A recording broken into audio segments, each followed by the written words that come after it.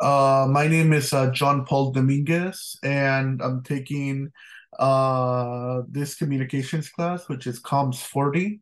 And this is my persuasive speech presentation. And I'm going to be talking about gun violence and how to stand up against gun violence. And the reason why I decided to talk about this is because I believe that there has been a lot of incidents over the past couple of years, over the past decade. There has been a lot of deaths caused by gun violence, and it's very, very sad, and it's also it's very sad, and it's also very unfortunate that this has been going on for such a long time. And this is my presentation, Stand Up Against Gun Violence by John Paul Dominguez. So gun violence has become serious in the United States and in our Bay Area, and there have been many deaths because of gun violence. This is my quote. My quote is, "The killing of innocent people is always wrong." And that quote is by Bianca Jagger. And like I said before, I believe that gun violence has been going on everywhere, everywhere. It's been going on at schools, public schools, colleges, universities. It's been going on. It's been going on at churches, movie theaters, and I literally think and I believe that it has become very, very serious. And that was the reason, the main reason why I wanted to discuss gun violence and also violence caused by firearms, and what it has become in our country and also in our society. Gun control in the United States. So, my first claim is that I believe that public schools should have more safety for their teachers and students. There have been too many deaths from shootings at public schools. Even parents are now scared to send their children to a public school because of all of the shootings that have been going on. My second claim is that the United States should have more laws on gun control, and the United States should control those people who are trying to buy firearms to do mass shootings in public places like movie theaters, public schools, shopping malls, and in public places. My third main claim is that the United States should ban all those people that have a mental illness or those people that have a criminal record to not have access to firearms. I believe that there should be a change soon to stop criminals and mentally unstable people from buying guns and firearms to kill innocent people. And these are the massive school shootings in our country that have been going on since 2008, since the year 2008 to 2022. This is from CNN. There have been just a lot of shootings, which is very sad, very, very sad, and also very unfortunate. Like I said, it's just as crazy just to see how many school shootings there have been since 2008.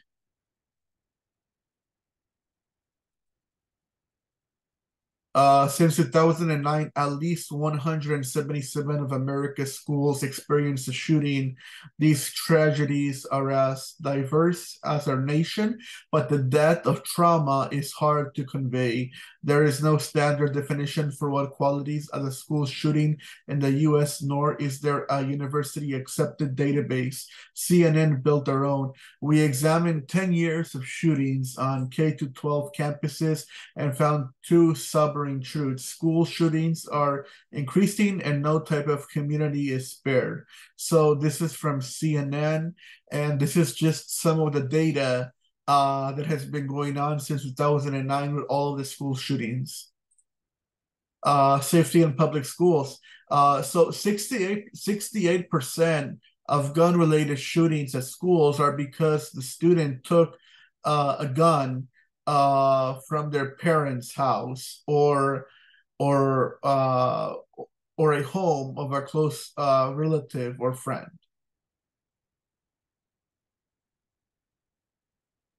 And this is more of a chart, just showing how many shootings there are in our country, the USA, and compare with other countries. We have 288 school shootings in the United States since 2009. And as you can see over here, Canada, France, Germany, Japan, Italy, and UK. So there's a lot, and that's very sad, and also very tragic as well. So school shootings and mental health. So according to this data over here, we see that 30% of the shootings are because of the mental health system. It is because of the failure of the mental health system to identify dangerous individuals, which is a lot.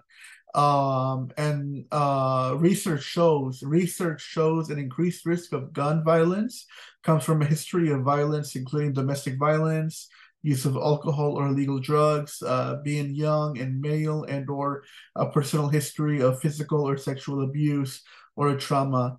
Mental illness alone is not a predictor of violence. How to stop gun violence in our country? Well, you might be asking yourself, oh, what can I do? What can I do to do something to stop gun violence, or to stop all these innocent lives, like children and just innocent people being a victim of gun violence? So I found a petition online. There is actually a petition that you can actually sign over here. I found it on Google, and I literally think that for my classmates, or for just people watching this YouTube video, I think that if there's this petition that you can sign to at least let your voice be heard to stop gun violence.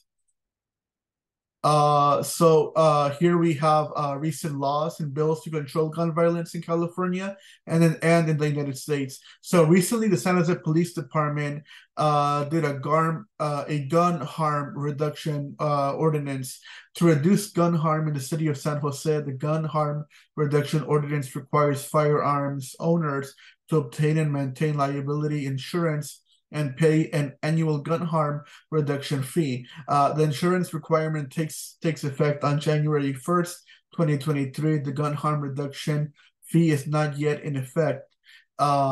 Links to ordinances and forms and frequently asked questions about the city's gun ordinances are below. And also, in the end of my presentation, there's also a reference list with links with all of the websites and bills to control gun violence. Bill to control gun violence in the USA. So keeping guns out of dangerous hands. Just recently, our President Joe Biden, he is doing a new bill with Congress, keeping guns out of dangerous hands. The executive order directs the president's cabinet to increase the number of background checks by ensuring that all background checks required by law are conducted before firearm purchases, moving the U.S. as close to universal background checks as possible without additional legislation.